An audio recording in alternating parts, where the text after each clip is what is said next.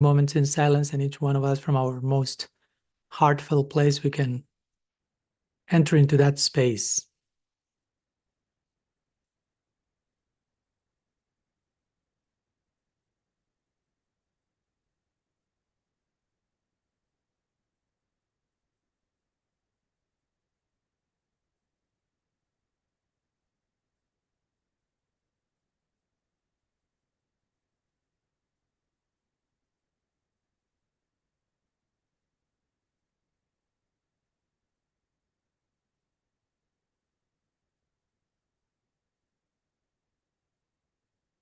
Okay. Thank you so much for your joint prayer on Tadatmya and empathy in this sacred moment of invocation. So here we are back to our Saturday session meeting with our family sanga. So thank you so much for joining. And today is our last gathering here in North Carolina, since starting from next Thursday, I'll be traveling to Europe, Sweden first. So next Saturday, we'll be meeting over there, at least online, I'll be there. So happy to be with all of you. Thanks so much for coming. And I don't see any raised hand today, so maybe we can continue an extended silent Mangala Charan. I've had no problem being okay with silence. Okay. Seems that you are not okay with silence now. Very quickly, our hands are raised to stop being in silence. Silence is a dangerous place. Just joking.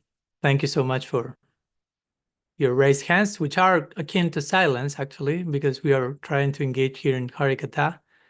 And our teachers always mention how Harikatha, or conversations about the divine, are equal to silence. The sense that silence is a space we enter to actually listen more attentively. Now, there's nothing like absolute silence where nothing is heard, but silence is just stopping the noise to actually hear.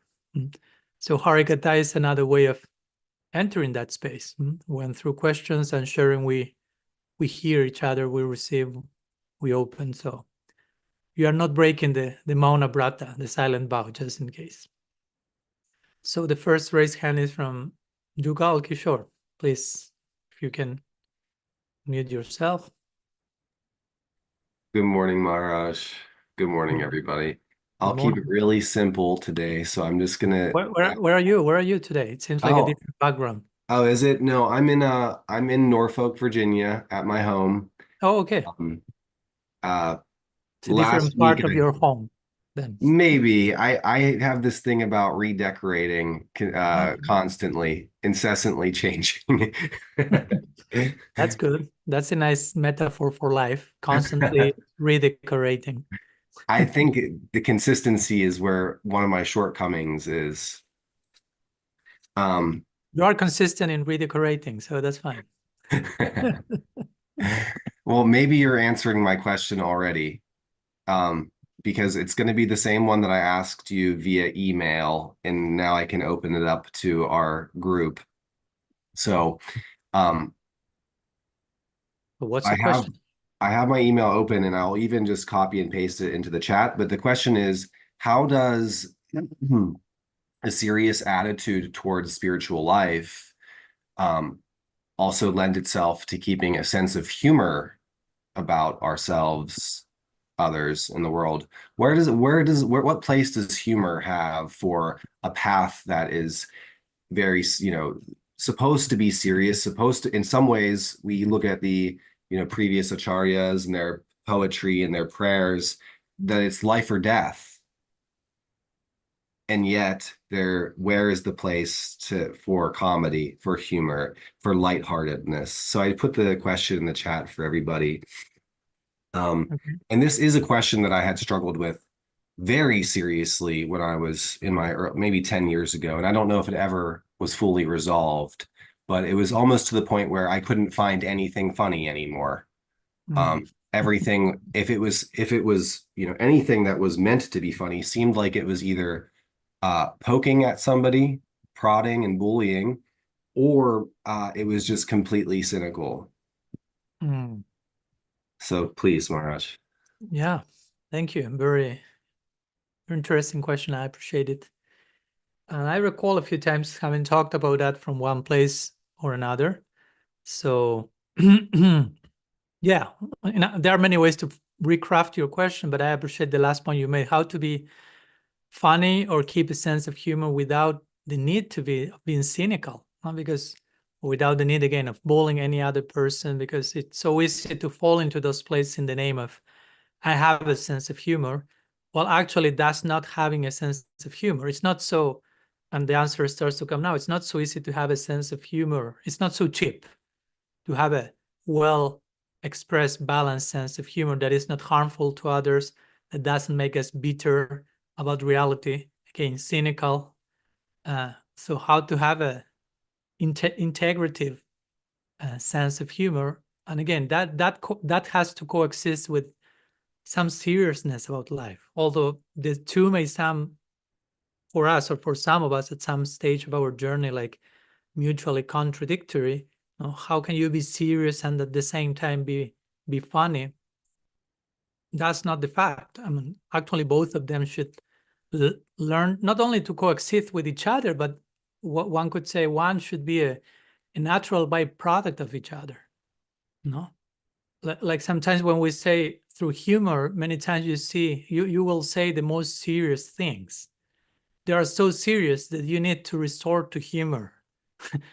And in that case, you are not stopping being serious. No, you are speaking sometimes very deep, serious truths, but you are couching them in a certain particular presentation to facilitate the digestion of confrontation with truth, right? Because many of us are not that equipped to be confronted with truth in a way that we will smile at that, so to say.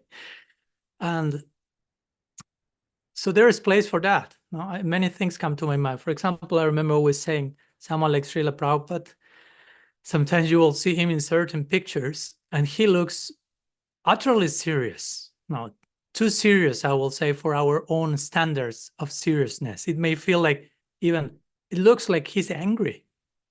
No, again, it's also our own cultural filter of how to even pose in front of a picture. So many things are there also, right? Because for us in our tradition, it's okay, a picture, and everyone's like, and that's not profound. No, that's not natural. That's not you. You are performing for the picture. No, it's not the natural you smiling in a natural way, or not being smiling, just being serious. So anyhow, that's another conversation. But also my point is, I've seen Prabhupada so serious, but whenever I've seen Prabhupada smile, and that's a lot, many pictures you can look, that smile is like unique also. And when he's even cracking jokes, I mean, he has his moment. I have a compilation of audios, I don't know where, but of Prabhupada telling jokes, like in walks, informal moments, some classes also, and he has a sense of humor. And those smiles that you see in those pictures are like no other smile. So my point is, if you really want to smile in the best possible way, you have to be really serious in another way, so to say. So one is not opposing the other, but one is facilitating the other thing. So, and sometimes people may ask Srila Prabhupada, why you are so serious sometimes? And he said, because Krishna consciousness is a serious affair.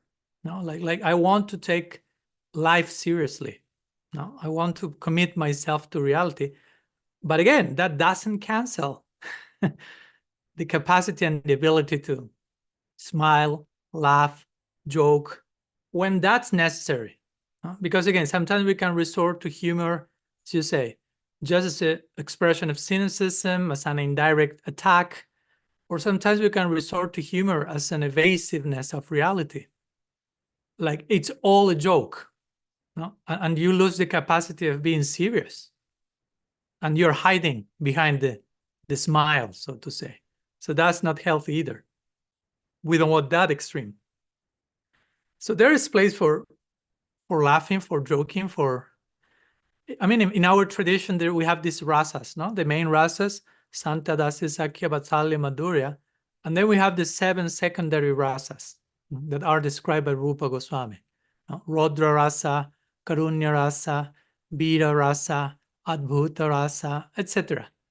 And one of them is Hasya rasa. So Hasya means laughter. So that's one of the main emotional templates in eternity that is expected that you will have integrated into your identity in eternity. So there will be lots of laughing in eternity. Let's put it that way. And if you are projecting yourself to enter into a land when there will be lots of laughing, well, you have to be training that here and there now. No, it's not like here and now, sorry. It's not, I want to enter into a land when there will be lots of laughing, but here I'm serious to death, and you cannot take a smile from me even if you pay me. No, no. Especially as Gaudiya Vaishnavas, no? In Vaikuntha, there may be a little more serious. But in Vrindavan, I mean, if you read the Leela studies, I mean, there is so much moment for laughing. No? And if you are too serious, you will be sent for a weekend retreat with Madhu Mangal during the Leela. So you learn how to laugh, how to develop proper sense of humor. He's the Acharya of Hasya Rasa over there. And I must tell you, every time I study books like Gopal Champu and others, like Govinda Lilamrita, where a detailed depiction of the Leela and the characters are there. Generally, one of my favorite sections are every time that Madhu Mangal comes into the scene, because you know that you will be laughing to death, basically. But in a sacred context. Again, it's not laughing as an evasion of a reality. It's not a laughing to bully others. It's not laughing out of cynicism and frustration, and I need to. It's a laughing out of celebration of life. Something that comes to my mind is this famous book by Vishwanath Chakrabarti Thakur. Chamatkar Chandrik, that's the name. Like a moonbeam or moon ray of astonishment. Those are 4 short stories that he composes himself. And all of them are very funny. And all of them are very funny. And very insightful, very charming, very profound, very loving. Funny doesn't take away all the other things. So that's my point. How to be funny, how to be smiling or laughing without having to plunder the sacredness of the moment. And that's not so easy. Again, that's not so easy. That requires some capacity for seriousness and depth and breadth. So whenever you crack a joke or whenever you laugh, it's accurate. It's adding to the whole thing. It's not distracting us. It's not making us evasive. It's creating another layer of charm, so to say.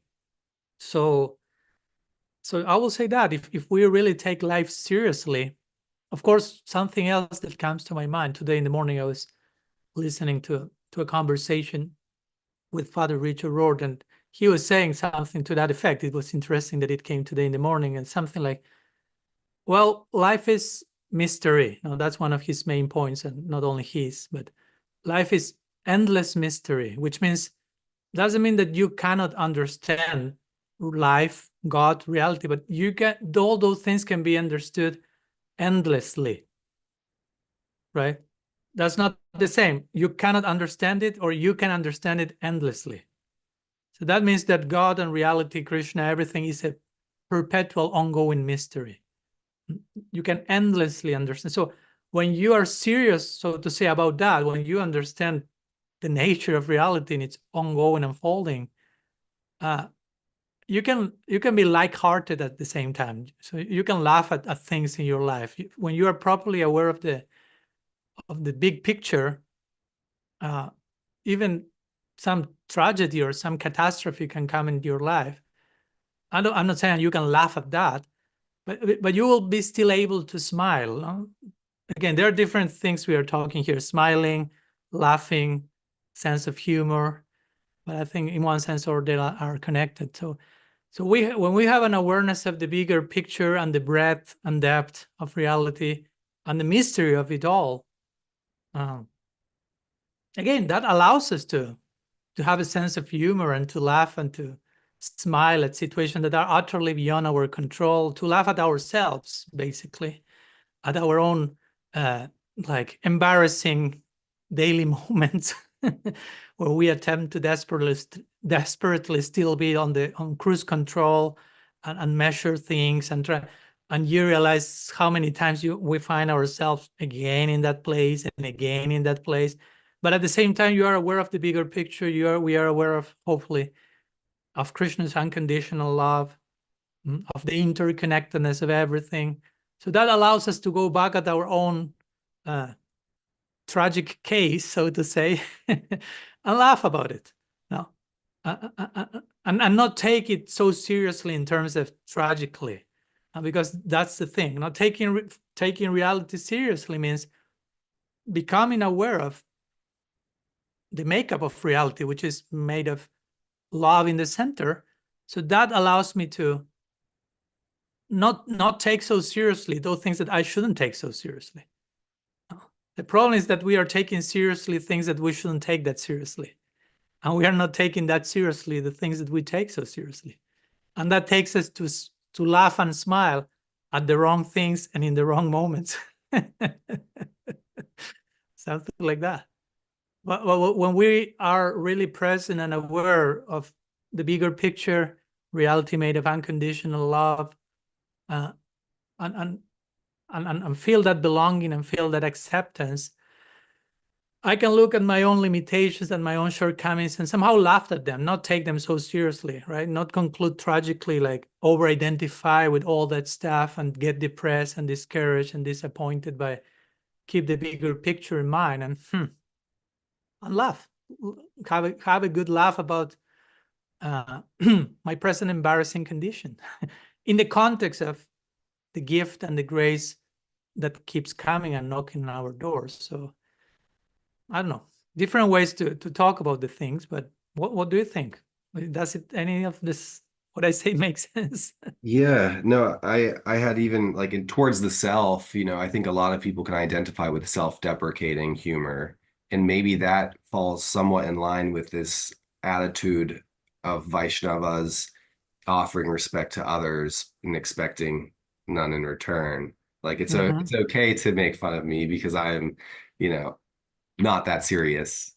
But I should maybe be a little bit careful in terms of understanding other people's personalities when trying to, create light of something. Yeah. Yeah.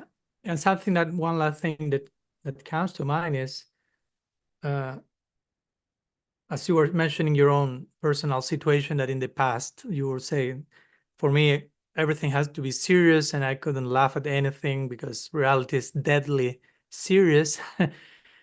But if you really take reality, if we really take reality seriously and take the other person seriously and whatever, a situation in which maybe with other people and having a conversation and you take that seriously, again, seriously doesn't mean bitter, angry, like seriously means committed to what's going on in that particular moment. So I'm talking to you, I'm taking you seriously means I'm present for you, I'm listening to you, I'm committed to give the best I can to you and open to receive the best you can give me.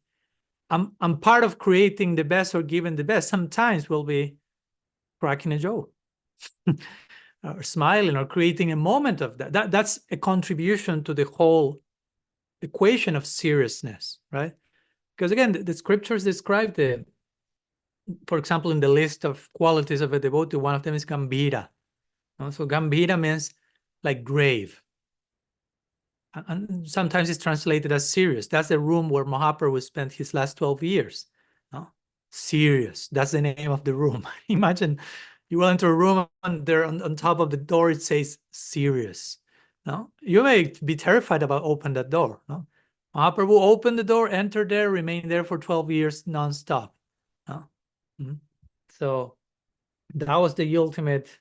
How do you say when we were in COVID that you were locked, you couldn't go out? What was the expression? Quarantine. So that was the ultimate quarantine, voluntary quarantine. So again, he was serious. He entered there serious, but Gambira means, again, seriousness in terms of depth, in terms of contemplation. So that doesn't mean that Mahaprabhu didn't smile, didn't have jokes with his devotees. If you study Gaur Lila, he had a sense of humor. They had fun, lots of fun. They were wrestled with each other, stole prasadam from each plate, and anyhow, so much fun. So, but Thank you so much, Maharaj. seriousness was there. So my point, sorry to interrupt, the devotee is to be serious, but we have to understand what seriousness means. I have a very small follow-up. I don't want to steal any more time, but I mean, your answer has been very satisfying to me in terms of depth, really understanding what is the need in that moment. It's kind of maybe the idea of ability to laugh, willingness to find something funny is also has to do with surprise. And I wonder if that, this like sometimes psychologists will say that surprise is one of the most basic human emotions that you can display on the face. Is there anything in the scriptures that talk about surprise as one of the elements of attitudes or emotions of I don't know, in bhakti or in yes? Help me out. I'm trying to ask the question. You are opening a dangerous door, Jugal Kishore. Oh no, I'm sorry. You don't have to answer. It can be saved until next time. There is so much to say about that. That was a follow-up. That will follow up. That will haunt us into eternity. I will say something, of course. I appreciate your question, but just for you to know that there's lots being said about that. Because in one sense, the word surprise that you're mentioning can be connected to other expressions like astonishment or wonder. And in our tradition, we'll say rasa sar chamatkar. As I quoted this book, Chamatkar Chandrik, rasa sar chamatkar, which means the essence of rasa, and rasa is for us the ultimate emotional expression, the ultimate form of love. The essence of that, chamatkar, is chamatkar, which means wonder, astonishment. So you can see how foundational that is to our emotional makeup in eternity, and therefore by default it mirrors back to where we are now, because it's not so much like, okay, in eternity that's important, but we are here now, so that's not important. No, whatever is important there implies it should be important here, because eternity is not a future time and a distant place. It's a place and a time to access here and now. So that's a place whose foundation is surprise, basically. So if we want to enter that realm, better we culture that. And of course, as you say, natural expression or connected expression of that is smiling and laughing and it represents like our natural reaction to something that is new, that's something that surprises us, that takes us to a new place, to another perspective, takes us by surprise. That's another way of saying like, that took me by surprise. Well, love will take you by surprise at every step. That's the nature of love. Ahiribhagati premnasya bhavakuti labhabed. Rupa Goswami say love moves like a snake in a zigzag way, which means it's unpredictable in nature. So unpredictable means it will always take you by surprise. You cannot anticipate it. You cannot measure it. You cannot control it. It's surprising at every moment. Again, as this beautiful symptom of love, which is anurag. It's mentioned in by Rupa Goswami, Nujpal Nilamani. Anurag is the symptom of prem, where Radha and Krishna see each other, but after a few seconds, they get separated and they look at each other and wonder, oh, who is that beautiful blue boy and who is that beautiful golden girl? And they experience surprise at the beauty of each other. And they were together a few seconds ago. But the nature of ever-evolving love is such that it makes them upgraded in their beauty and therefore upgraded in their surprise at contemplating each other's beauty. And that's ongoing. That's an ongoing affair at every step in the spiritual world. Taken by surprise by love, taken by surprise by the increased beauty and harmony and truth expressing at every moment in every atom of the spiritual world. So basically, living in the spiritual world means entering into an adventure where you are taken by surprise at every step, and you are willing to that. So, and of course, we have to, again, that starts here now. It's not that here I'm in denial of that pattern. I'm escaping everything that takes me out of my comfort zone, and suddenly I'm sent to the land where I'm taken by surprise with everything, and I'm okay with that. That won't happen. So we have to make peace with surprise, basically. We have to make peace with wonder and astonishment, because wonder and astonishment cannot happen from the comfort zone. No, don't expect being taken by surprise if you surround yourself of everything being predictable. It makes no sense. That's why we need to voluntarily to step out of the familiar and be confronted with things that lie beyond our control. And then we can experience some surprise. Then we can be in awe and wonder. No, that's why I was reading the other day some book where when most rituals and ceremonies and initiation rites in all traditions happen in nature, then they generally do not happen even in a known place, even in a temple. Many times it was like, let's go out in nature because it's a place that you cannot control. You cannot control. You don't know what's happening. It's not your familiar room, your house. It's wilderness, right? So you may be taken by surprise by anything at any moment. But that's what it means to be initiated, so to say, to step into that place. And so anyhow, I can go on. You trigger me. That's your fault. But yeah, just have some few words, which were not few, but in terms of, yeah, how important surprise that is. And I spending some minutes on this because, I mean, all of us need to remain in that place and need to remind ourselves of how important it is to, as I was reading the other day, we will use the word voluntary displacement. Now, sometimes life by force of circumstance, we will be displaced from the familiar and we will be thrown into a liminal space and not have a clue what's going on. And we have to learn to coexist with that which we cannot figure out, which we cannot control, that in which we do not even find meaning yet. What's the purpose of all this? I don't know, but it's there. I have to remain there and be patient and have patience with mystery. Okay, that's life initiating you by force. But also it's important that we also engage in what we may call voluntary displacement. Like by my own will, I make some conscious effort to leave the familiar and to step into the wilderness, whatever that may be, whatever it may be, go into nature or go into situations that I know are outside of my control in a sustainable way. Again, don't be scared. I'm not saying anything wild and extreme that you are going crazy by doing that, but not also the extreme of the opposite of that and escaping from that and denying that and reacting to that and attacking that. So yeah, to keep that balance is always healthy, to keep us surprised, to keep us smiling, to keep us serious, all put together. Thank you for the follow-up. It was worthy. Next question will go now to Gayatri from Austin, Texas. Good morning, Maharaj, Good Pranam. morning. Hope you are well, and everyone else here as well too today. Bear with me as I stumble through this question. I just have a doubt that I'm hoping you could clarify. And that doubt is specific to space, place, or state. I've been listening to your recent 4-part series on evolution of God, soul, and matter. So beautiful, so much to unpack in each episode. I think I've listened at least 3 times there. Wow. Really beautiful, wearing all of that in.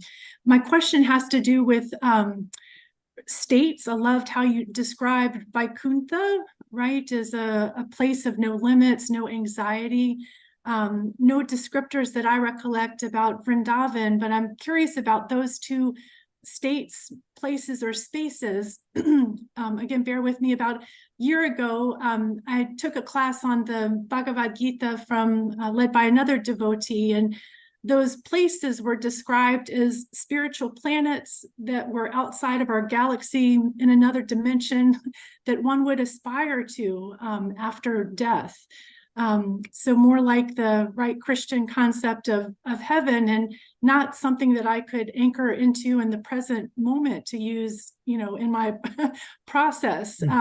So I was elated to hear of your description of these states or places in this series, and was hoping that you could spend a few minutes to unpack them a bit further, so that I can integrate and ground down, anchor into them as well too. Thank you. Okay, thank you. Thank you for your question. And yeah, we can try to say something about Vaikuntha. We can say something, because again, Vaikuntha means without limits. So how much you can say about something which is without limits to begin with, right? So first of all, okay, I'm happy and humbled that the series of lectures are being nourishing to you. I appreciate that you have been able to survive and tolerate watching the same lecture 3 times. But yeah, the topic in itself is ever evolving, as you mentioned. So the nature of that is that there's always something else coming.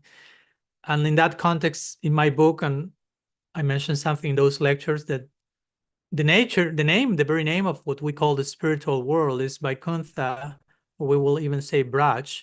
And for us, Vaikuntha, the word Vaikuntha, not for us, but the meaning of the word is by, without, Kunta. Kunta means limits, and sometimes translated as anxiety. So Vaikuntha means without anxiety.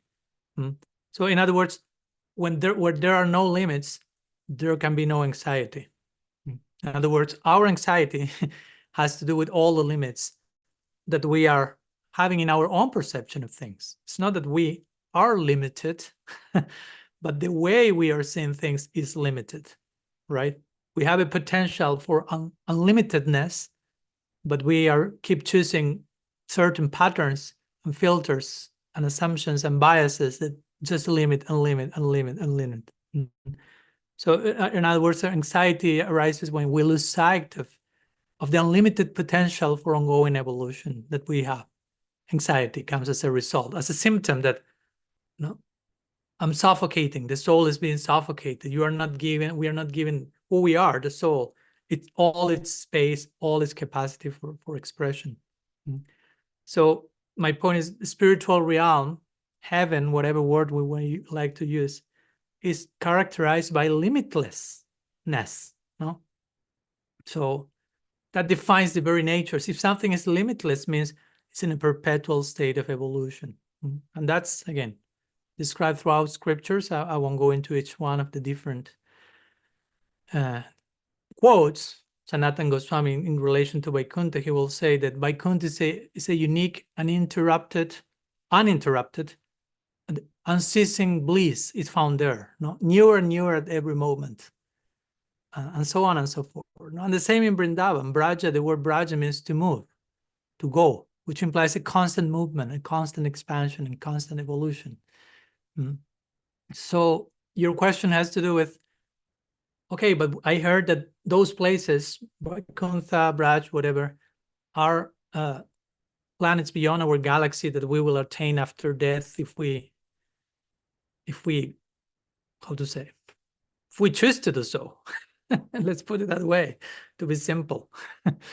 We choose to do so. It's not that I'm kidnapped by force there. Well, I was against that idea to begin with. No, that won't happen like that. And I talk a lot about that in this last chapter of Radical Personalism, which is named Unearthing Heaven. I'm just giving some other reference that you may like to check, because there I talk a lot about, and I use this expression, unearthing heaven. No, because many times we conceive heaven or the spiritual world as a far distant place in geographical terms, and God is over there. So everything becomes otherworldly, and we are suddenly devoid of all that we need and all that there is in the immediate moment. Now, it's not here, it's not now, It's somewhere else at some other moment. So we start to practice and orient our life from that place. Okay, I have to leave this place to reach that place. You know?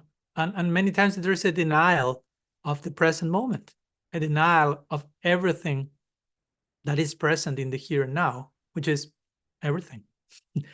So many times with some simple logic, I, for example, tell some devotees, and I'm not saying I didn't think like that, of course. In the past, my thinking has changed, as has happened to many of us and will continue to happen.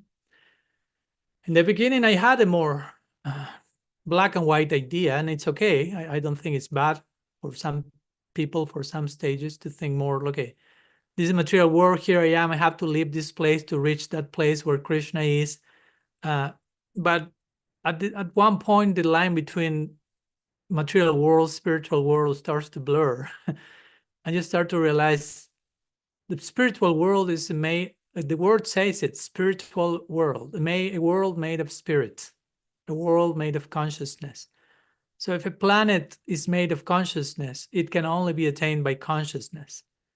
So if you attain that state of consciousness, wherever you are there. Right? Srila Sridhar Maharaj will speak about the spiritual world as a planet of faith. He will say, it's a planet made of faith.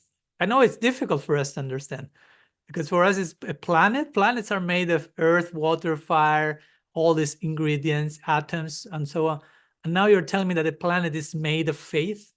What does it mean? It sounds too poetic for some of us. But he says that a planet is made of faith. So the conclusion is, if I reach a particular type of faith, I will be in that planet that is made of faith. If a planet is made of spirit or consciousness, if I attain that consciousness, I'm there. It doesn't matter where is the physical body. That's another dimension. And I think we have experience of that. I can be here physically talking to you, but internally I start to, think about my friend in, I don't know, France. And I'm in France. I disappear from the conversation, and you will notice, and you will say, hey, Maharaj, hey, return. Yes, sorry. I was not there. I went somewhere else. So we have some experience of that, even in our limited condition lives, if you want to put it that way. So sometimes I ask about this, okay, you say that the spiritual world is some other place that we have to reach after we die and so on and so forth. Okay. So with someone like, let's go back to Srila Prabhupada. With someone like Srila Prabhupada, will you say that when he was here among us, he was not in the spiritual world? And I asked that many times. And every time everyone told me, no, Maharaj, he's in the spiritual world. Well, what do you mean then? He was here, planet Earth, New York, or whatever he was physically.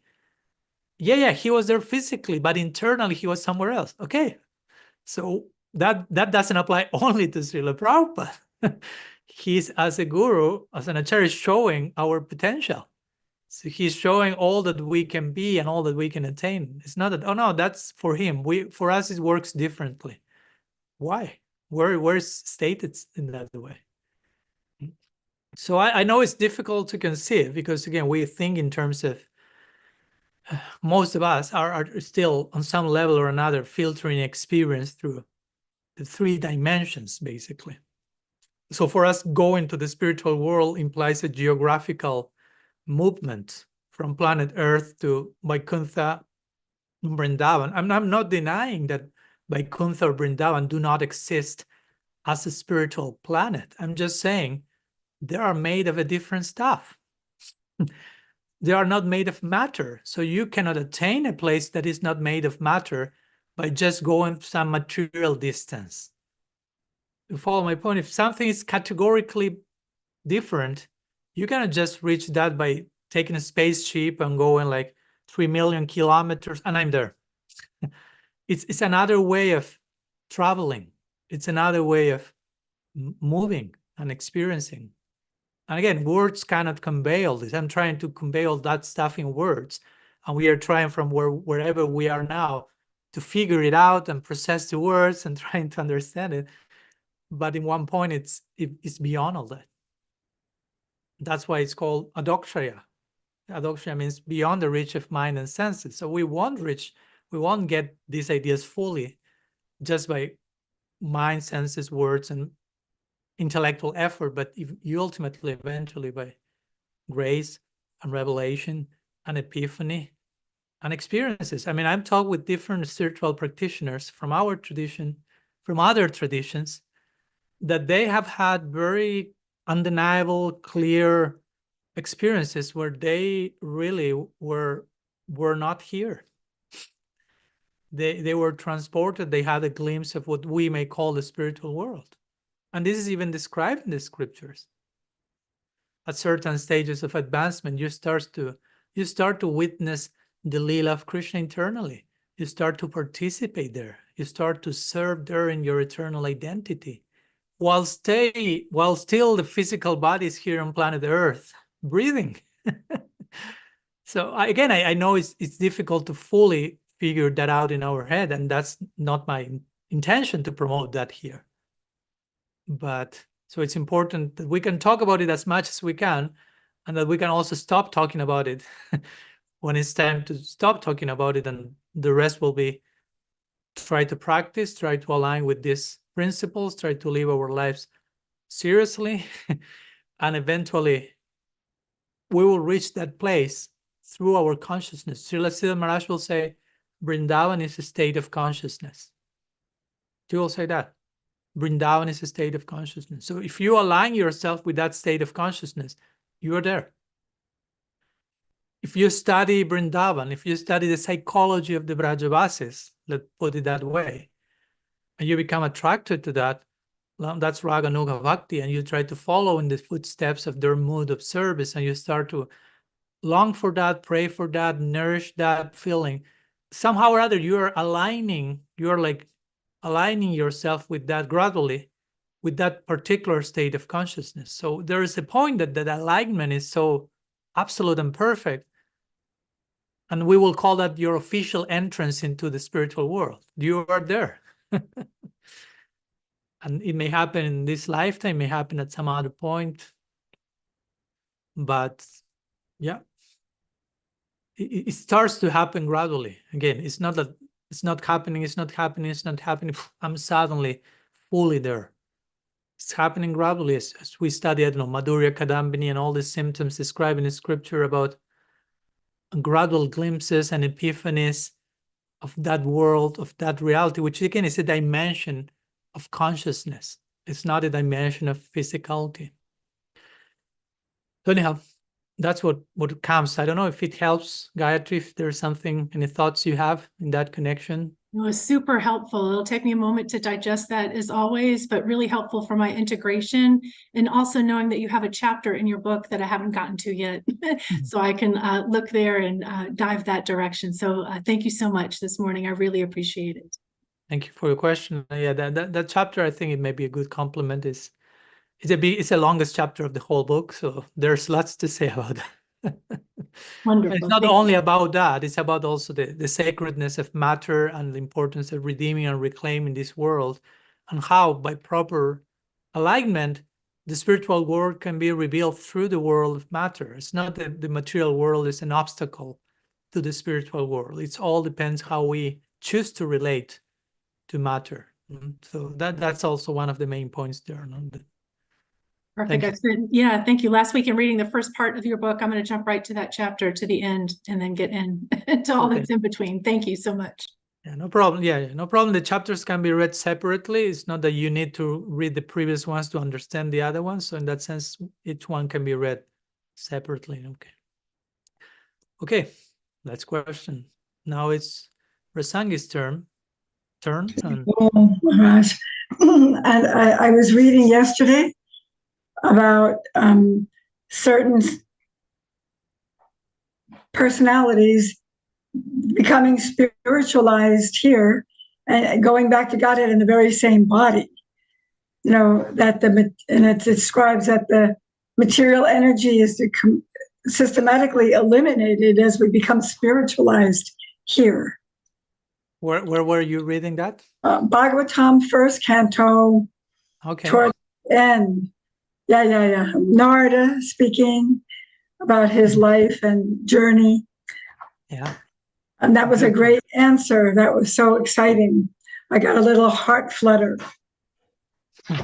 I'm reading in my discussion with my group. Also came up with this from the Canto 9, Part 3. This verse, it's like the genealogy of Krishna, the different who came from who. And then in this is Canto 9, Chapter 24, Text 58. Again. With this Bhagavatam, which canto? 9th Canto, Yes. 24th chapter, 58th verse. Okay, Very yeah. verse. The Supreme Personality of Godhead acts through his material energy in the creation, maintenance, and annihilation of this cosmic manifestation just to deliver the living entity by his compassion and stop the living entity's birth, death, and duration of materialistic life. Thus, he enables the living being to return home back to Godhead. And I love, because you talk about this is really an overflowing of love, this place. It's not a hell. It's not a prison, and so I'm reading that supports what you've been saying. And I love that. I appreciate that. My question here, though, is about where Prabhupada says in the purport that both the Lord and the living entity, being qualitatively spirit soul, have the tendency for peaceful enjoyment. But when the part of the Supreme Personality of Godhead, unfortunately, wants to enjoy independently without Krishna, he's put into the material world where he begins his life as Brahma, and gradually is degraded to the status of the ant or worm and stool. I've heard it before. So what does that mean? We all are Brahma first? And if that's true, how is it possible? Because Brahma's doing service, and we're supposed to not lose any service we do. So how to go from Brahma to a worm and stool? I don't get it. And it's not the first time I've heard this. It's like over many years, but I kind of ignore it because I can't understand it. So I'm wondering if we know any more about that. What does that mean? Thank you. Thank you for your attentive reading, because again, for some people it may be just one line and continue, and Over the head. Of course, first for quoting the verse, because a very beautiful verse, as you say, that makes it clear how the material world, again, sometimes it's described as a prison or stuff like that, but it all has to do with how we are choosing to inhabit the place. But ultimately, the intention behind it is absolutely full of love and mercy, as that verse points, and many others. So I value that point. So going to the question, yes, I've heard that a few times as well, this idea that we were first Brahma. And Srila Siddhar Maharaj is also asked about that in I don't recall in which exact book. So what does it mean? No, it's a good question. Because first of all, we say we were first Brahma. So what does it mean first? No, I mean, there's no, according to me, and it's what I'm saying according to me is based on Shastra, of course, it's not my own system of philosophy. According to Shastra, there's no beginning to our conditioning. So there's no first. You follow?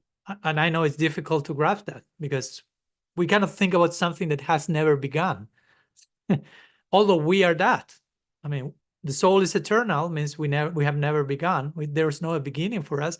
And I know that sometimes some teachers or even some scriptures will express themselves in terms of beginning or falling from here or there to facilitate I won't say to facilitate understanding, but even to create a sense of responsibility. Like, it's up to you that you are here. Not guilt or shame, but if you are here, you choose to remain here. It's not necessarily that you chose to fall from somewhere, but you are still choosing to remain here. And if you want something else, you can choose that. So develop personal responsibility instead of who is to blame for this. No? It's not about blaming anyone, even not blaming yourself in a neurotic way, but just take healthy responsibility. So according to our tradition, the scriptures speak about anadi karma. Long conversation. I already talked about that many times. So anadi karma. Over and over again, you will find the word anadi everywhere. And anadi means without beginning. Adi means beginning, like Adi Lila, initial, beginning, Adi. Anadi means no beginning. And karma means karma, the glue that ties the soul to the world of matter. Let's put it that way. Bhagavad Gita, chapter 13, I think it's verse 20, mentions how the world is eternal. The world has no beginning. The cycle of material creation has no beginning. I mean, there's a beginning and an end, but the cycle has no beginning. No? There's creation, destruction, but that never began. That's my point. So in that sense, the material creation has no beginning. It says that verse. The soul has no beginning. Therefore, the relationship between those two who have no beginning must have no beginning. That's what is commented by Vishwanath Chakravarti Thakur, Baladevi Devotion, and so on. So sorry if I'm pounding too much this post, but I think it's an important point.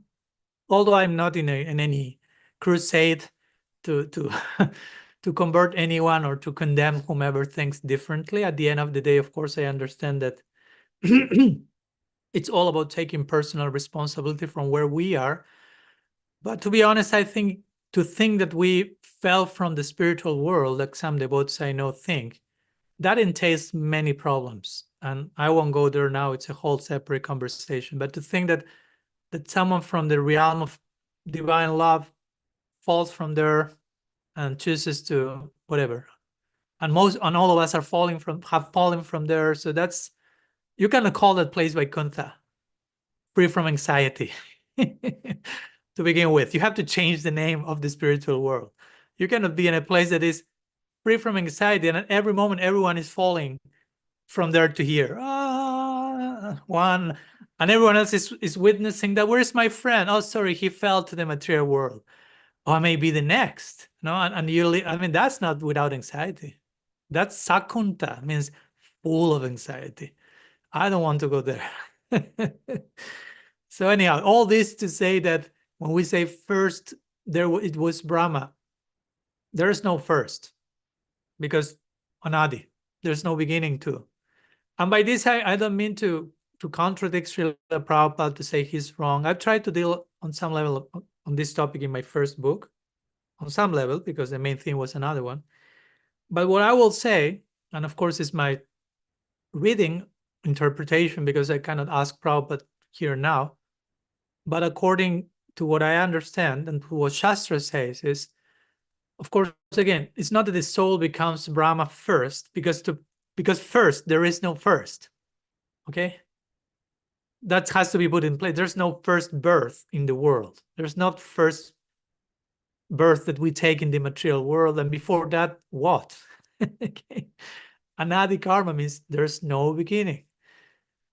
It's hard to digest, Rasangi, what's going on over there. Some short circuiting going on. It's okay, no problem, no rush, take your time. Sorry for putting anyone in anxiety by saying all these words. It's not my intention. Sorry for that. I'm trying to be as simple as logic as I can, but I know it's a theme that may create some complexity. But going to the question itself, of course, that needed to be clarified for me, the first thing. And then when we say, okay, first it was Brahma, from there, which is the highest material birth, which is complex to understand because there's only one Brahma per universe. So if all of us were Brahma at some point, I mean, where are all those? Anyhow, the idea here will be the following. It is said that at the beginning at the end of every creative cycle, now remember, all these creative cycles have beginning, in between, and end. And when a creative cycle ends, all the souls that are in that particular universe merge into Mahavishnu, into the form of God that is related to the manifestation of the universe. All of the souls enter there, which is an experience compared to Brahman sometimes, which is an experience where the souls become unaware of their individual existence until the next creative cycle. That's how it's described in the scripture. So all souls enter into Mahavishnu, remain in some state of homogeneous deep sleep, whatever words you can use. And when the next creative cycle is ready to start, Brahma is there first. Remember, Brahma is described as the first being in the universe. So it is said that all these jivas that are inside Mahavishnu, each of them have their own karma. They are not liberated jivas, because if not, they would have been liberated after the end of that cycle. They go to Mahavishnu with their karma, with their desires. So that's latent, waiting to again be manifested in the next cycle. So it is said that Brahma, that first being, so to say, first being at the new cycle, is receiving all those desires and all those karma. Sometimes there's even a form of Brahma called Hiranya Garbha that is said to includes all the jivas that are waiting to be manifested again in the new cycle. So because of all those jivas and all those desires, Brahma feels compelled to create and to facilitate a place for each jiva to express their will and their desires and so on. So in that sense, the jiva is first Brahma. Now, in that sense, it's not that we are Brahma, but somehow or other we are connected to Brahma, to that Brahma at the beginning of a cycle. And sometimes there is this form of Brahma that says to include all the jivas of that particular universe latent in him, taking him to unfold as an architect all this creation. So in that sense, it's how I will explain that we are Brahma first. So sorry if that was complex, but that's as simple as I could explain that. No, I appreciated it. That was a great answer. And some of these things, like you say, are so complex. And for years and years, we may not pay attention. And then eventually, I want to understand it better. So that really does make it more logical. It's nice to make it logical. This philosophy always isn't so logical. Yeah. But we think like that. We have a need, maybe some of us, to put it in order and make sense of it. Not just to accept on faith. Yeah. So yeah. I mean, it's good to use our logic, and it's good to acknowledge the limits of that and know when to surrender our logic as well. But that doesn't mean we have to be brainless. We have to use our brain as much as we can till our brain collapses and say, okay, I've reached my limit. There's something beyond that. So thank you, Maharaj. Bhakti-Ras is adding something here in the chat. Oh, I've seen many commentaries now. Sorry for that. I was not attentive to that. Bhakti-Ras is saying, and Brahma is qualified by 100 perfect births. So there had to have been a before. Yeah, that's what is mentioned in the Bhagavatam many times. If you want to be born as Brahma, you have to have had an execution you have to have executed Varnashram Dharma perfectly for 100 births. That's not easy. It's not easy to execute Varnashram perfectly for a minute. So imagine 100 births. So the point is, yeah, there has to be something before your birth, the birth of Brahma, for someone to be that Brahma. So it doesn't make that much sense to say first you are Brahma, just out of nothing. So yeah, thank you for that. Okay. So are you, one other thing, are you going to be giving ISTAGOSTHIs, or are you leaving because you're traveling now? No, my idea is to continue giving them. Okay, good. Yeah, it will be my afternoon in Europe, but still is possible. Of course, there may be some particular day that I may have some program at the same time, same day. I will announce that, but in Okay. general, my plan is to continue. And that what you just said, Maharaj, about Lord Brahma taking in all of the living entities and their desires, meaning that first we become Brahma, is that documented somewhere? Or is that from your realization? Where is that? No. That's documented. Yeah. I don't have in my mind right now the exact verse number, but I can do the research for you. I would love that, because we're all wondering, what does that mean? So that meet. Thank you. Thank you. Evil. So let's go to the next question by Swetadip Radhika. Pranams, Maharaj. So excited to hear that you're starting for Europe soon. Nice to see you. We were missing you last week. Oh, sorry, we were working away. Oh, no, it's fine. I just say we were missing you.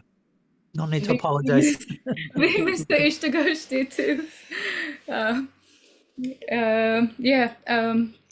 So my question, recently I was reading about Srila Prabhupada, particularly the part where toward the end of his presence in the world, he's saying to his disciples that the cause of his illness is because the disciples not following the rules and principles strictly. And that kind of made me think about this notion or idea that Guru takes our karma when giving us initiation. And I don't know what that really means. Mm-hmm. So that's what I want to ask you. What does it mean? Yeah. Thank you. I mean, I will tell you what does it mean to me, and I know that it's not the same meaning that other devotees may draw from those statements, but I wouldn't take that literally. I wouldn't say that the Guru takes the disciples' karma, because what's the meaning of that? Then now a Guru has karma. Let's say someone like Prabhupada, that we consider he's a pure devotee, which means beyond karma. And now suddenly he has 4,000 disciples full of karma. So he's doomed to return to samsara for how long? No? If you want to make that point. So I wouldn't take that literally, like, okay, now my Guru has my karma and I have no karma. No, because it's strange. Like, okay, I'm free from karma now, and now my Guru is full of karma now. Jai Gurudev, you are so merciful to me. I will say there are ways of expressing the things. I will say that, of course, when a Guru accepts a disciple, and there are different degrees of Gurus, as we talked many times. So also you have to know where you are standing before serving as a Guru to know how much you are willing and able to coexist with other people's karma, because that's intense. So I will say that the karma, if you want to use that word, the karma that the Guru accepts is dealing with our karma.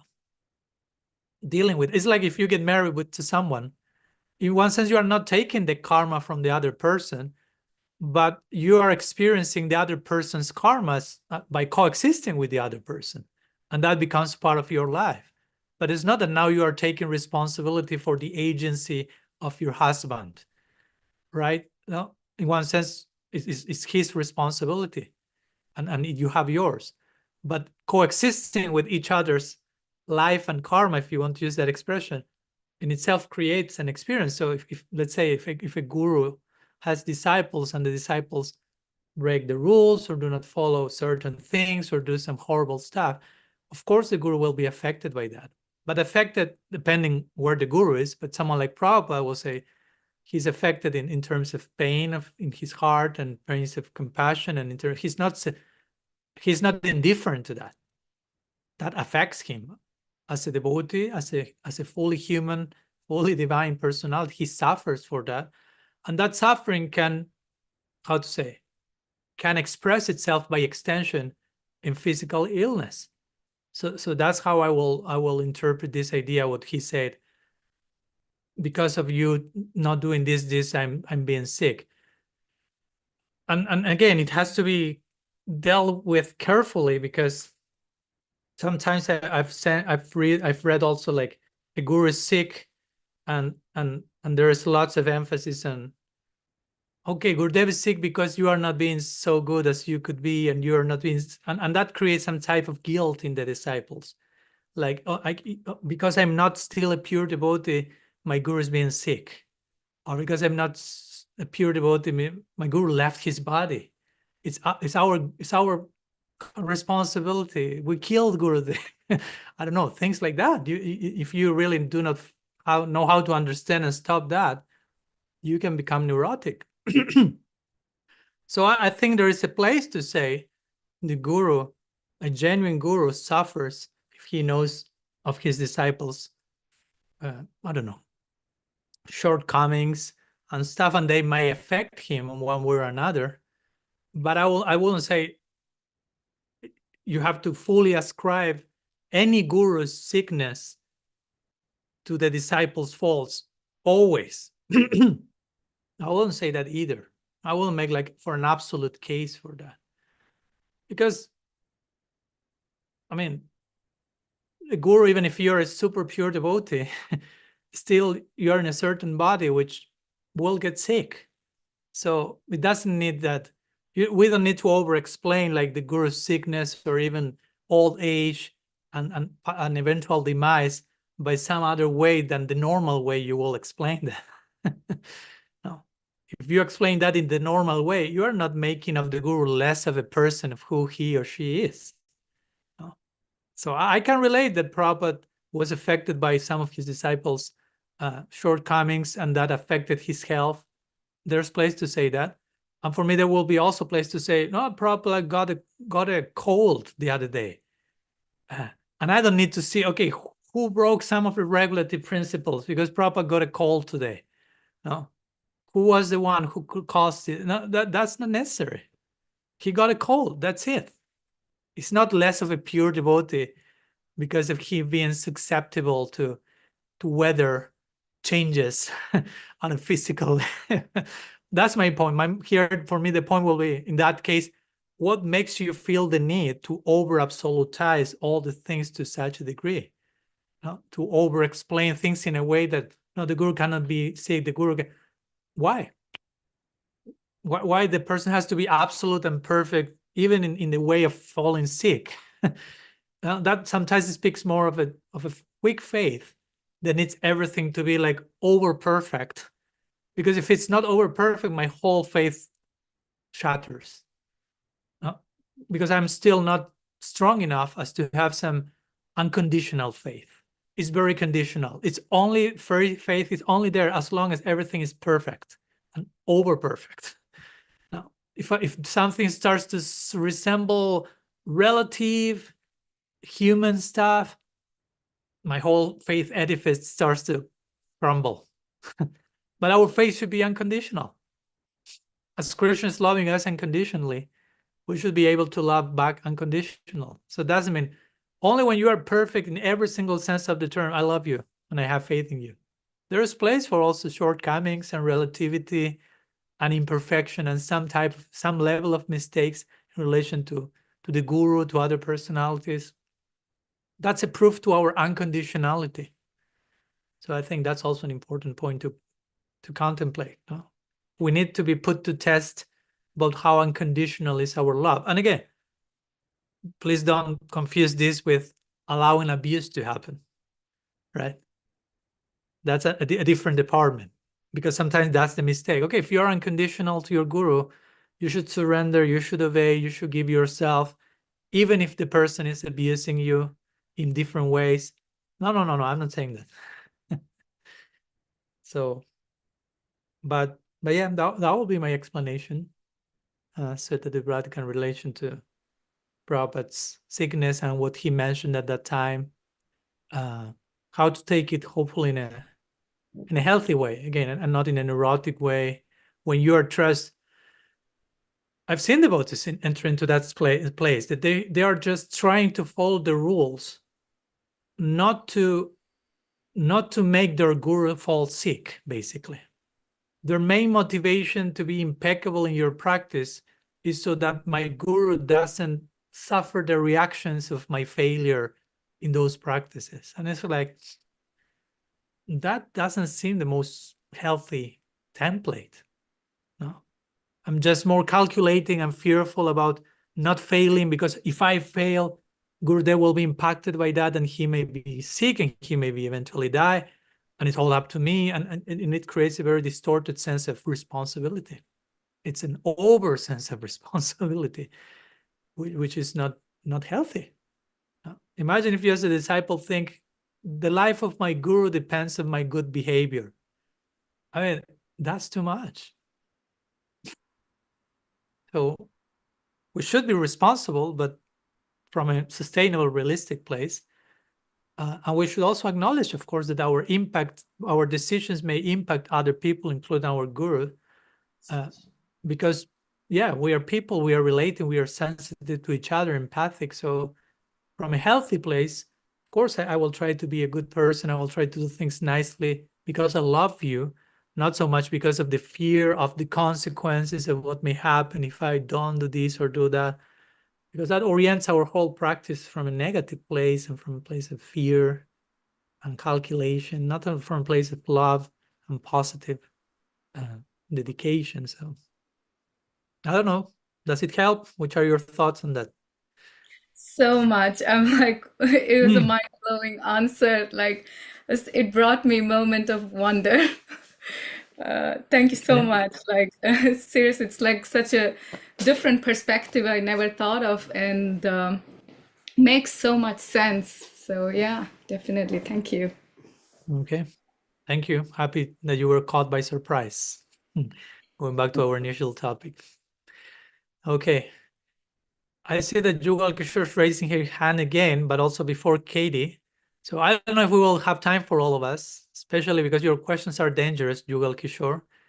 They are triggering a whole kaleidoscope of themes. So I'll try my best, but maybe I may have to end after Katie's question. So I hope you forgive me. Or maybe you had a comment from something else briefly. I don't know.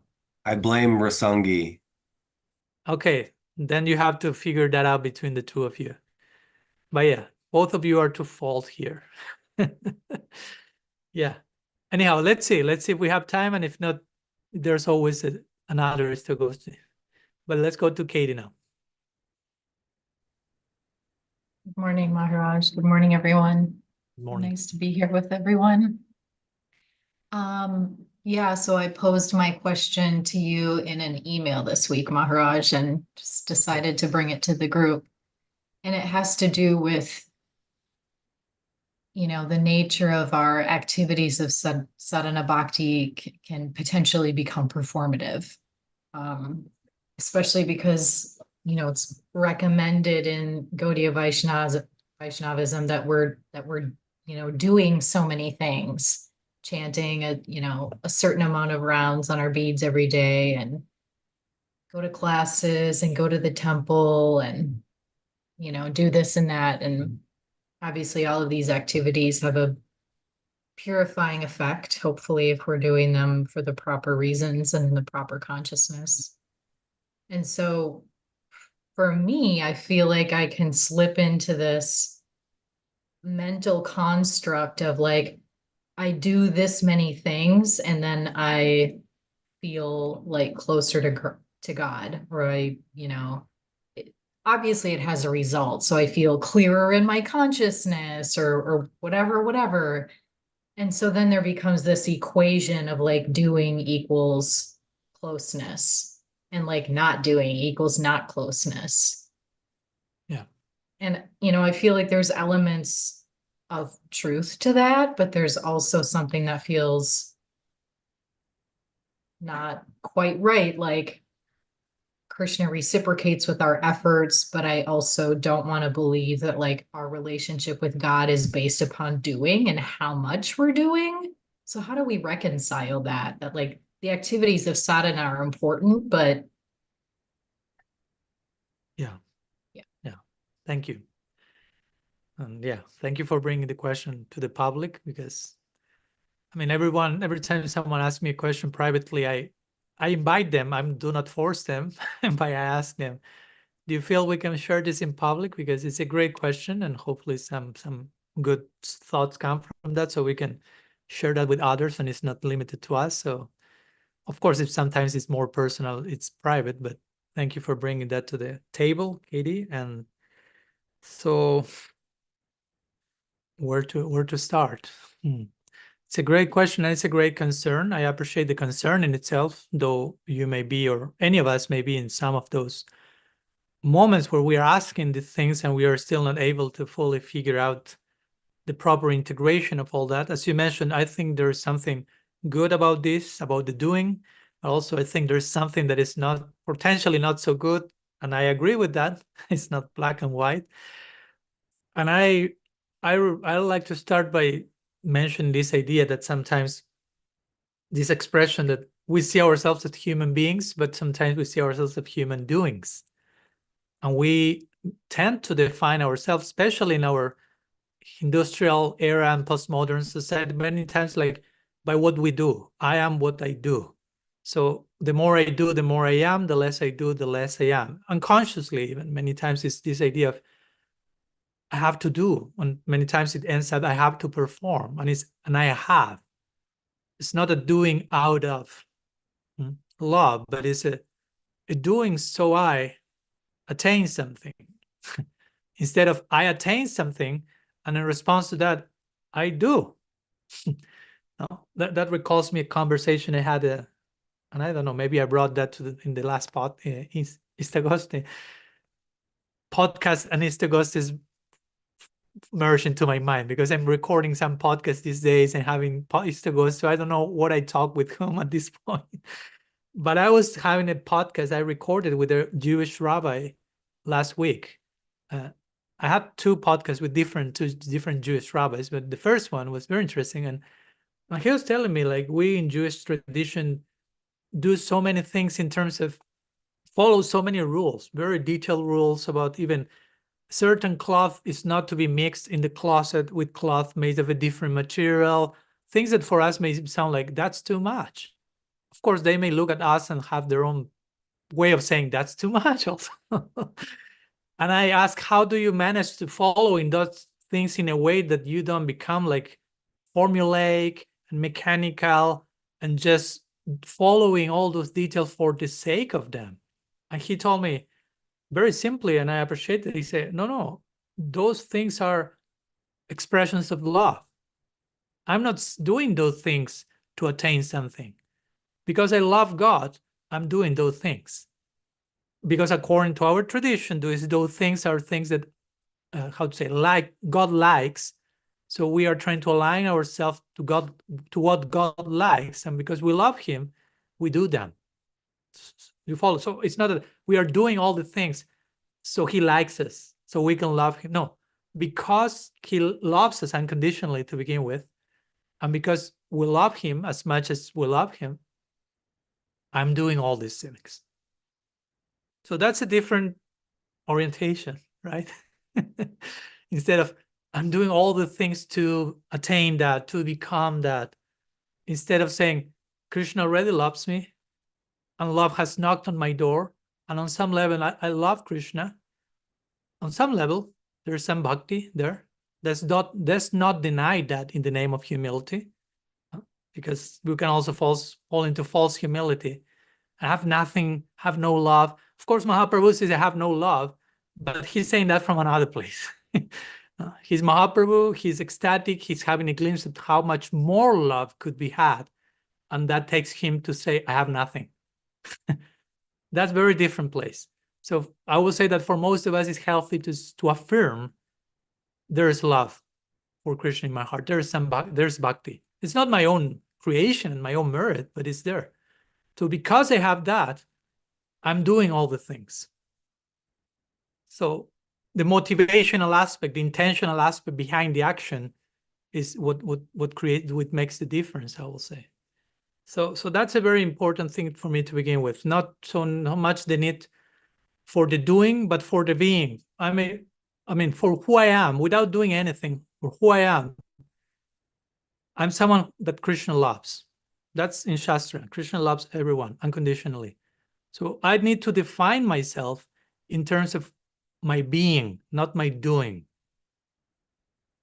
My doing has to be a byproduct of my being. First, I have to have clear who I am, and then I will act upon that. If that's not clear, I will try to create my being through my doing. And that becomes performative, and that becomes a character, a facade, and that becomes exhausting. And it's never enough. And we become perfectionists, and we lost sight of who we are to begin with. So first is who I am. And who I am, I'm a beloved of Krishna. Let's put it that way. I'm a beloved of God. He loves me, and he's giving me the chance to love him back. And somehow or other, I'm in that loop now. So wow, there's so many reasons to celebrate that. How to celebrate that? Let's do this as a celebration, as a way to give back the embrace. But having established who I am, no? In my being, I'm loved by Krishna, and I'm a lover of Krishna, and I'm a work in progress, but that's my identity. So I don't need to do anything to establish that. That's my point. I don't need to do many things to establish my being. My being is in place. I'm a soul loved by Krishna who is trying to love him back. That's already there. I don't need to, the more I do, the less I do. Doesn't make me less loved by Krishna or so on and so forth. And then whatever I do has to follow naturally that first step of who I am. Has to be a natural expression of being loved by Krishna, the gratitude that comes from that, the willingness to return the embrace. I will do things in that context. That for me should be the proper way of connecting our doing, for it not to be performative. Because again, the performance generally comes from a sense of lacking, from a sense of I'm not enough, from a sense that I have to be accepted, I have to belong, I have to be loved. So the more I do, the more points I'm earning, the more credit I get. And it's all about deserving and earning. And that speaks generally that we have failed in the first step of properly ascertaining my being. Before going to the doing, being. Sattva, as much as we may say we have to even transcend sattva, sattva has to do with this. Sat means existence, among other things, sat. Sat means technically in Sanskrit, sat means being. And sattva means a word that does not exist in English, I think so, which is beingness.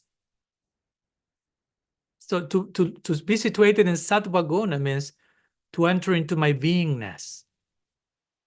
Rajaguna is more doingness, no? Doing and performing. But sattva guna is, first of all, I have a clear picture of my being, who I am.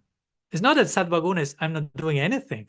It's not sattva guna, it's laziness. Sattva guna is a clear glimpse of my being, so that my doing, my actions, my activity, my sadhana is performed on the basis of a clear basis of my being.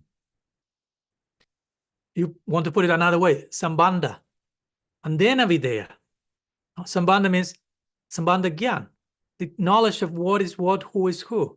So sambandha means have a clear picture of who you are in relationship to Krishna, and only then avideya, sadhana, practice of devotional service, on the foundation of a clear idea how Krishna loves you and you're having the chance of loving him back. So if that's in place, practice will be transformative, not performative. No, I don't need to make Krishna like me. He already loves me. And I don't need to make anyone like me. I mean, I just need to be who I am. And whomever likes that, great. And whomever doesn't like that, great. Also, that's their choice. If I'm properly situated in my being, who am I in connection to Krishna, and I'm trying to be from that place, to do from that place. Some people may like that, some people may don't. That's how you find your tribe. and you discern with whom to associate intimately and with whom to not do that. So bhakti is not about multitasking, hyperactivity, doing and doing and doing and becoming like workaholic. That's not bhakti. I mean, Shastra says, for a second of association with the sadhu, you attain all perfection. They are not saying 24 hours. He's saying quality time. For half a sea level of the Maha Mantra, you attain everything. So it's not a demand of performance and multi-quantity. It's an invitation for quality. Right? So everything, whatever we do, and again, I agree, and I understand the point of we may do things and we feel closer to Krishna. But also it's important to draw the line and to see, do I actually getting closer to Krishna, or I'm like just convincing myself? Because that can also happen. I can just, okay, I will chant my number of rounds, and by chanting this number, I'm closer to Krishna. I don't know. Hopefully. But I can also convince myself that that's the case.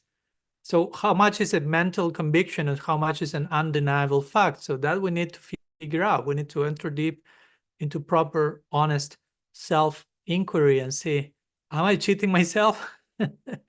or this is for real? So, and we need to establish a sadhana, a daily practice that is sustainable for us and that facilitates transformation again. Because if what we are doing is not creating transformation, it's creating performance, it's creating evasiveness, it's creating mechanic thinking, formulaic, magical thinking. By doing this, some magical, the more we do that, the worse. Follow my point?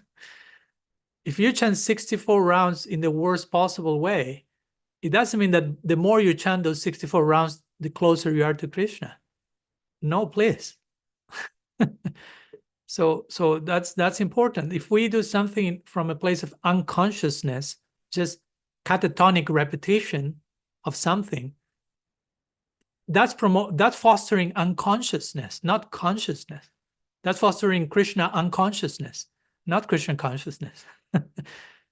And I always like to go to this beautiful mantra from the Puranas, which says, Smartavya satatam Vishnur Vishmartavya najatu chitsa sarva shastra viseda yureta yoreva kinkara. All the rules, always think of Krishna, never forget Krishna. All rules and regulations, do's and don'ts of the scripture are to serve this principle. And always love, always remember Krishna means fall in love with God. So all rules and all stuff and all the do's and don'ts, the doings and the non-doings are for you to fall in love with God. Whatever facilitates that in this particular stage you are now, that's what you have to do. And that's what you don't have to do, whatever that fit into those and don'ts. And that requires discernment. That requires introspection on a daily basis. What I'm doing is working.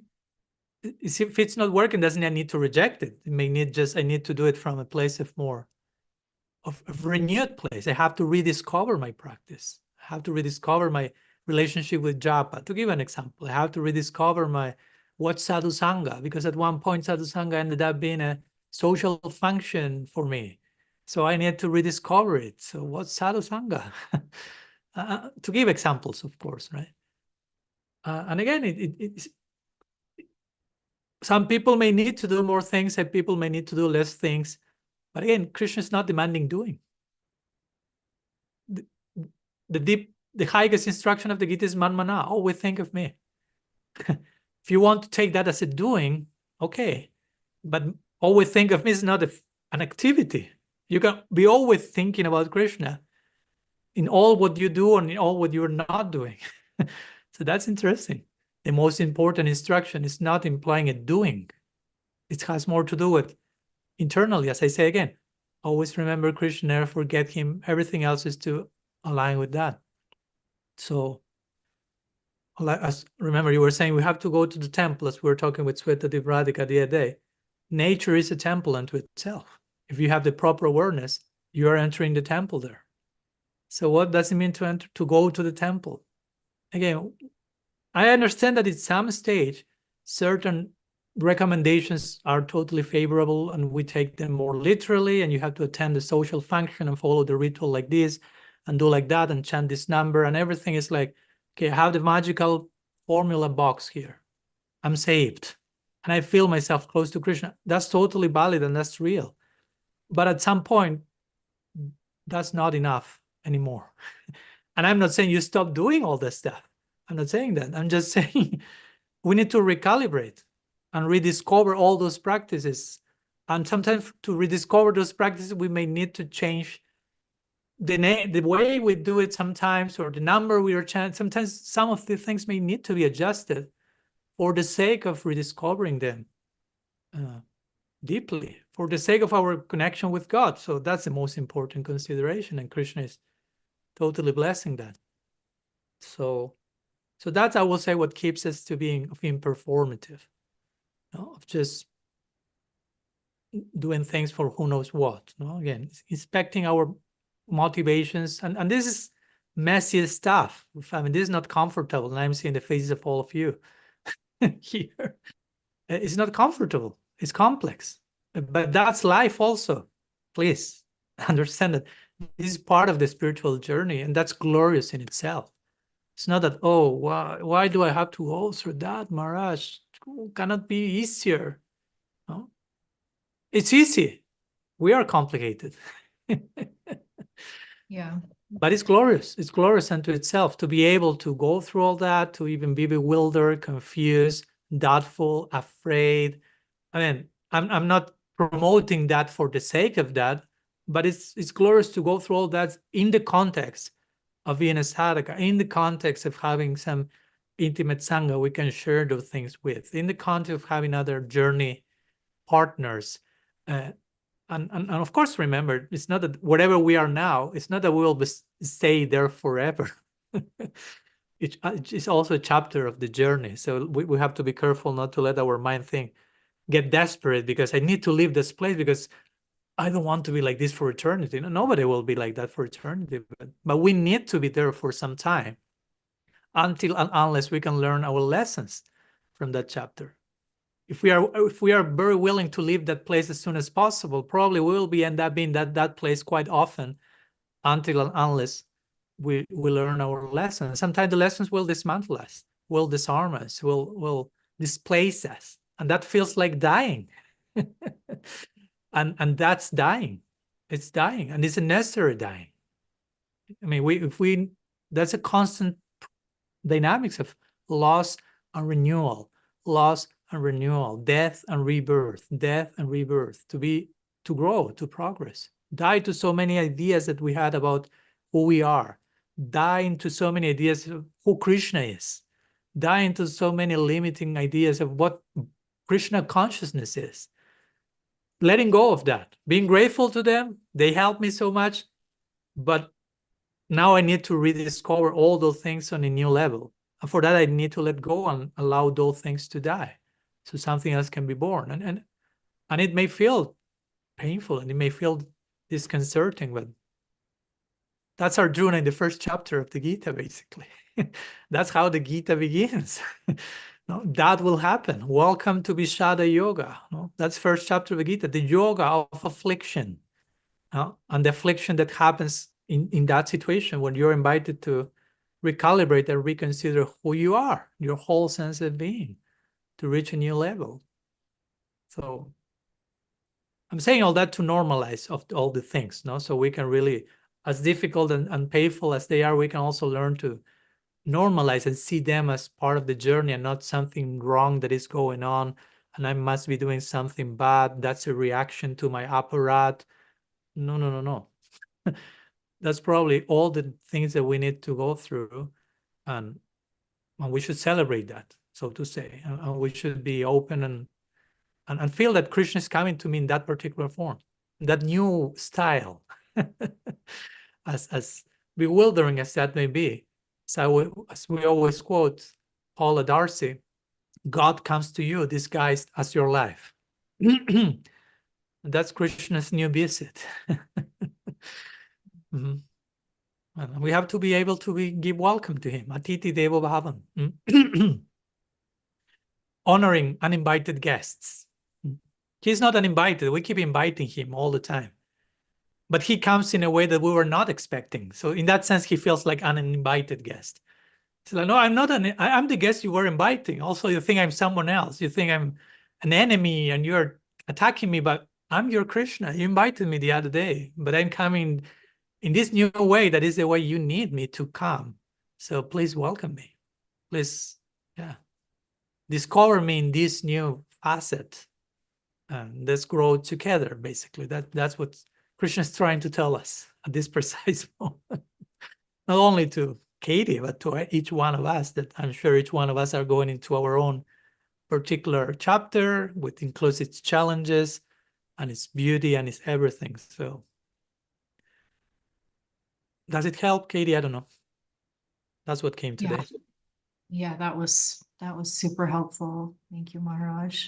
It's nice to be brought back into the be do have construct and look at my sadhana from my beingness. Like, what is it in my beingness that's causing this doingness to flow out? And to, I'm realizing that it's an opportunity for me right now, like you were saying at the end, to have some conversations with myself and some contemplation and some conversations with Krishna about why am I doing what I'm doing? And for me, like, what was coming up is that it's not so much performative, but it's, I think my spiritual practice has been very utilitarian. Like, I'm doing a lot of these activities of Krishna consciousness to cope with my life because I can't cope. Like, it just becomes too difficult. Like, if I don't chant, and in that way, it feels like very selfish. And thank you. So thank you. Time for an upgrade. Yeah. And thank you for being so honest. I mean, that takes courage. And of course, your vulnerability is in itself empowering you in this precise moment, and doing that in front of a safe space, safe circle. That's in itself so humbling and empowering. And I'm sure all of us you are in our prayers at this precise moment. So that's an extra layer of empowerment. But yeah, I personally feel you are very sincere and in seeing what needs to be seen, as painful as that may be, as difficult as that may be, and that's for me the warranty of success.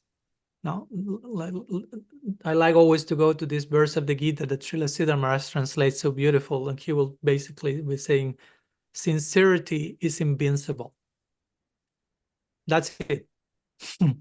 Sincerity is invincible. So as long as so many things may be happening, may not be happening, tragedy in life, things we need to cope with, things out of control, at least let's try to keep sincere about what's going on, where we are, where we want to be. And as long as we remain in touch with sincerity, we'll be invincible, we'll be indestructible. Not from an ego plate, I am, but just sincerity attracts Krishna's grace and makes us aware of that grace and keeps us in a very safe, protected, and enlightened place, even when we don't know what's going on at times. So, yeah, you are doing great, beautiful. Yeah, and I'm sure in time one will look back to these chapters and one will really, I mean, I can totally connect with where you are and go to my own chapters related to that, and I don't want to, how to say, reduce your experience to my experience, because its experience is unique. But naturally, I imagine all of us may think in our own chapters, dark nights of the soul, whatever, and look back, and at the moment it felt like dying, literally, worse than any form of death. And then you look back now and you say like, oh my gosh, that was so perfect. No, that was so accurate. That was so needed. That was so precise. But I needed to be there to honor that, no? Because if I'm missing the lesson, that will be torture, that will be hell. But if I'm there willing to learn my lesson, it will be messy, it will take time, but you look back eventually and it's like, wow. I mean, Krishna knows, Krishna is doing his job, basically. Let's put it that way. He's doing his part. Now, my job is to trust that he's doing his job. Once that idea came, Krishna's job, he's already doing. What is my job? To trust that he's doing his job and to surrender and to live my life trusting that he's our best friend. He has his best interest in mind, our best interest in his mind. And we have to allow that to happen. Even if sometimes what's happening seems counterintuitive, it seems against what we need and want, to trust that unfolding. So yeah. Thank you so much. It was a great way to conclude our conversation. If you allow me, Jugal Kishore, to conclude on this note. I think all of us agree with that, and we have lots to process and learn from everyone. So again, I think our initial Mangalacharan, silent Mangalacharan and prayer bore fruit, and we had lots of beautiful things coming from each one. So thank you so much for that blessing, and looking forward to meet with you next week. And before I forget, since we are talking about some related topic tomorrow, I'd like to invite you, because we have our bi-weekly Tadatmya series of lectures, and Bhakti Rasa will be talking tomorrow. So I invite all of you to join, because she will be talking on this idea of magic happens, but not by magic. So she will be talking about this idea of magical thinking, when we think that just by practicing in a certain way, like embracing the magical formula, everything will happen in a miraculous way, how we need to actually be intentional in our life and practice, and how to enter into that space. So it will be it's an extension of this conversation, basically. And it's an important one that hopefully continues to extend ongoingly. But again, tomorrow she will be doing that presentation in our Tadatmya platform at 9:30 EDT time. And the links are there online. If you don't know that, you don't know the link and you want it, you can ask us privately then, but it's there in the flyer. So hopefully you can join and continue all together on the journey. And if not, after that, see you hopefully next Saturday from Sweden for our next ISTAGOSTHI. So thank you so much. Srimad Mahaprabhu ki jai, Sri Harinam Prabhu ki jai, Shri Gaur Nityananda Gaur Gadadhar Ji ki jai, Shri Radha Madhav Mohan Radha Govinda Dev Radha Gopinath Ji ki jai, Sadhu Sangha ki jai, Guru Parampara ki jai, Gaur Premanand Hari Bol. Vancha kalpatarubhyascha kripa sindhubhyaiva cha Titanam pavanebhyo vaishnavebhyo namo